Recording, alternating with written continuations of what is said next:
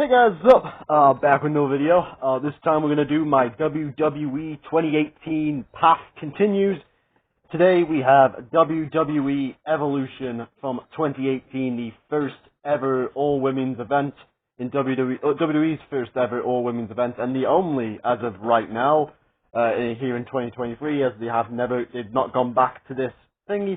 Yeah, I think they could do it again, maybe at some point, but there's no real rush for it. There's no real rush for it right now. Anyhow, enough about that. Let's get on with the actual event, shall we? No time like the present. Let's get on with this, shall we? We kicked off the show with a tag team matchup. We had Trish Stratus and Lita taking on the team of Alicia Fox and Mickie James.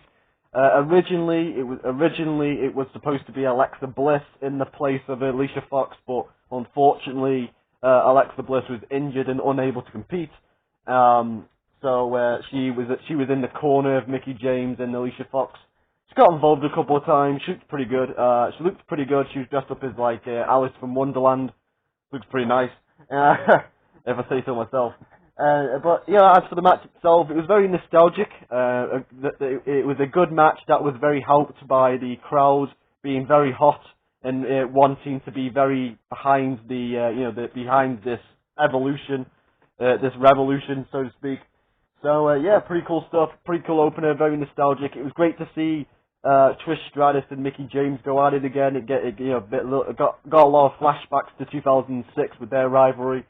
And of course, Mickie James was the one who retired Lita back in 2006. So yeah, a lot of flashbacks with Mickie James and Trish and Lita, and it was a bit of a nostalgic pop for the babyfaces, as the babyface team of Lita and Trish get the win. Solid stuff, solid opener, and we move on to the next match, which was the 20-woman battle royal to determine to become the number one contender for the women's championship of whatever brand they're on, either the Smackdown women's title or the Raw women's title. Sorry, NXT women's title. I guess you don't count. You count later. Anyway, yeah, we had 20 women. All the women got their entrance fees, so it was a little bit of a time filler to get all the women there. It was cool to see people like Alundra Blaze and Ivory and Michelle McCool and Kelly get their moments in the especially Alundra Blaze. I think this is my first WWE pay-per-view with Alundra Blaze on, because she was more of she was way before my time, way before my time, like the early 90s, probably before I was born. So yeah, no disrespect. She's always to me, Alundra Blaze is always she always go down as the person who threw the women's title in the trash. That's why I remember her as, because of all the documentaries and all that stuff. And anyway, less say about that the better, right? Anyway, the battle royal itself, it was a pretty good battle royal. You get what you get. 20 women. It had its moments. The Iconics were funny. We got to see Asuka and Ember Moon renew their NXT rivalry a little bit, which got a good NXT chant. And it came down to Nia Jax and Ember Moon. The crowd really wanted Ember to win, but unfortunately on this night for the crowd, they didn't get their wish, as Nia Jax would throw Ember Moon over the top rope and become the number one contender for the whatever championship she decides to go after, most likely the Raw Women's Championship.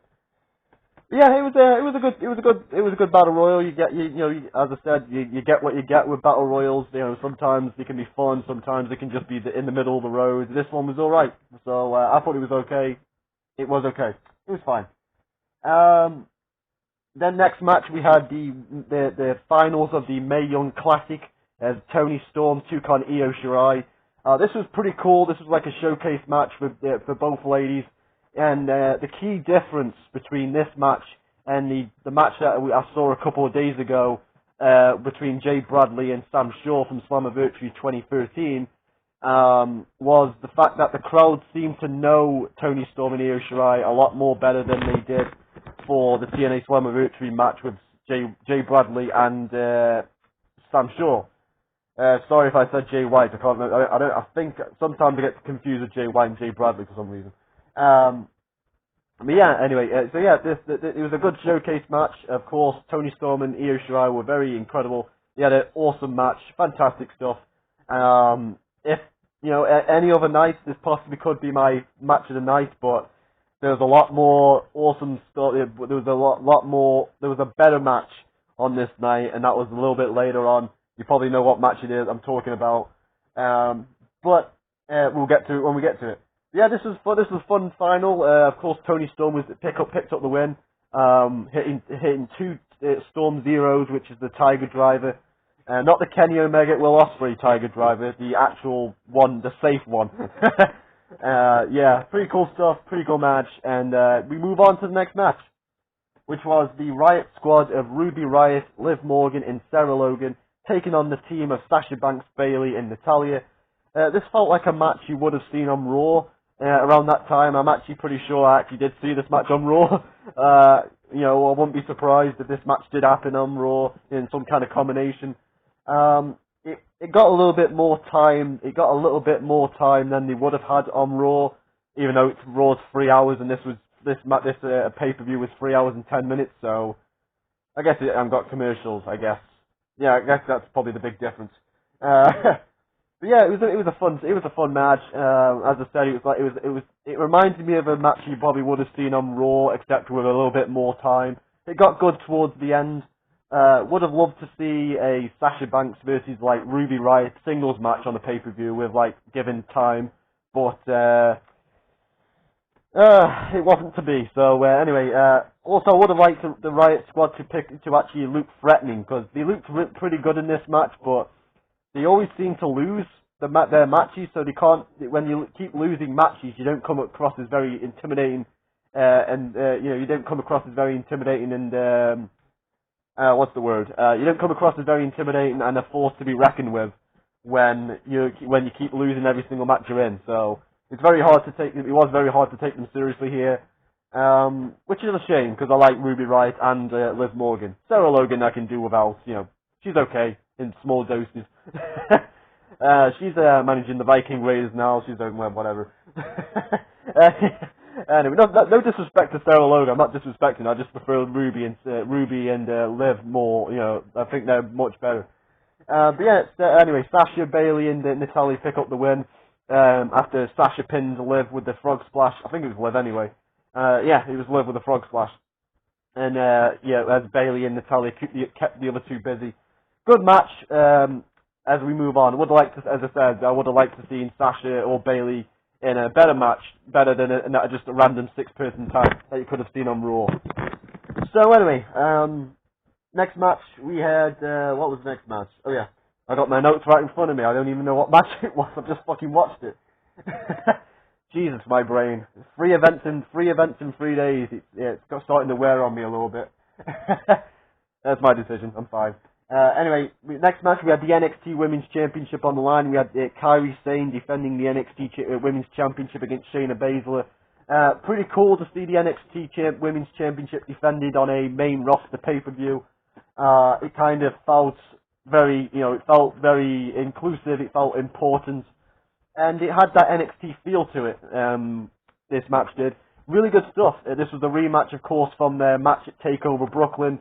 Where Kairi Sane took the title from Baszler, so this was Baszler's rematch for the championship, and of course, with a little bit of help from the other 2 members of the 4 horsewomen, Jessamyn Duke and Marina Shafir, Shayna Baszler was able to recapture the NXT Women's Championship. Anyway, the one thing I will point out in this match, it was a really good match as well, but the one thing I will point out in this match was the great limb work on Shayna Baszler, going after the arm, being like a very vicious competitor, really good to see. And yeah, she really worked the arm of Kairi. Of course, Kairi was the underdog, but the numbers game got the better of her, and she lost the NXT Women's Championship back to Shayna Baszler. So Shayna Baszler becomes the first ever 2-time NXT Women's Champion. So yeah, pretty cool stuff. There was something on the actual screen. Actually, that I was trying to blow it off. That's why that sounded weird. Trying to blow it off. Anyway, next match we had Becky Lynch defending the Smackdown Women's Championship against Charlotte Flair in a last woman standing match. This, of course, was the match I was referring to earlier on as my match of the night. possibly my match of the year. We've got 2 more events left after this, so we never know. But as of right now, this is my match of the year for 2018. Becky Lynch versus Charlotte Flair, last woman standing match. I remember this match was actually better than I remembered it to be. I remembered it being very awesome. So it exceeded my expectations. It was just awesome. It was a fantastic match. I wish my only criticism is I wish it was the main event, and I also wish that this was the final chapter between Becky and Charlotte, and they moved on after this. But they don't. They continue to feud. Wow. Forever. Anyhow, it was a great main event. I absolutely loved it, and Becky. I had the right winner as well of Becky Lynch winning. Becky Lynch winning and retaining the championship. Awesome stuff. As we move on to the main event, the actual main event, we had Ronda Rousey defending the Raw Women's Championship against Nikki Bella in the main event, who was accompanied by Brie Bella at ringside, her twin sister. This was a good main event. I just don't think I don't think it could overcome the obstacle of the previous match, the last woman standing match. That's why I think that the last woman standing match should have gone on last instead of this match, because it was a hard hill to climb after what we just saw with Becky and Charlotte. So they tried. They had a good match. It was very solid stuff. Ronda was amazing as usual. Nikki and Brie did their jobs right. They pissed me off during the fucking match. A little bit too much interference for my liking, but I guess heels got to do what heels got to do, right? I guess Brie kept getting involved, and I guess it was a way to so it wasn't too one-sided, because on paper you would think that this would be like a squash match. No disrespect to Nikki Bella, but you're going up against Ronda fucking Rousey. So it was a good match, and Ronda Rousey was able to retain after she got rid of Brie. She threw her over the announce table, and then she put Nikki in the armbar, and Nikki tapped out immediately. Fun main event. As I said before, I just wish that Becky and Charlotte would have gone on last, because that was the more a better match than this was. Anyway, that's my review of the 2018 Women's Evolution pay-per-view. I gave it a 9 out of 10. I thought it was really decent stuff. Not a bad match on the card. Very good stuff.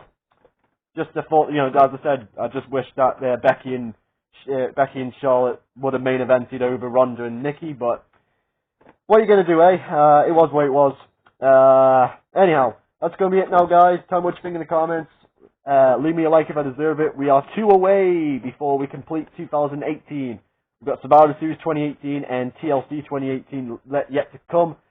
But more on that later. Anyhow, that's going to be it now, guys. See you guys in a bit. I don't know.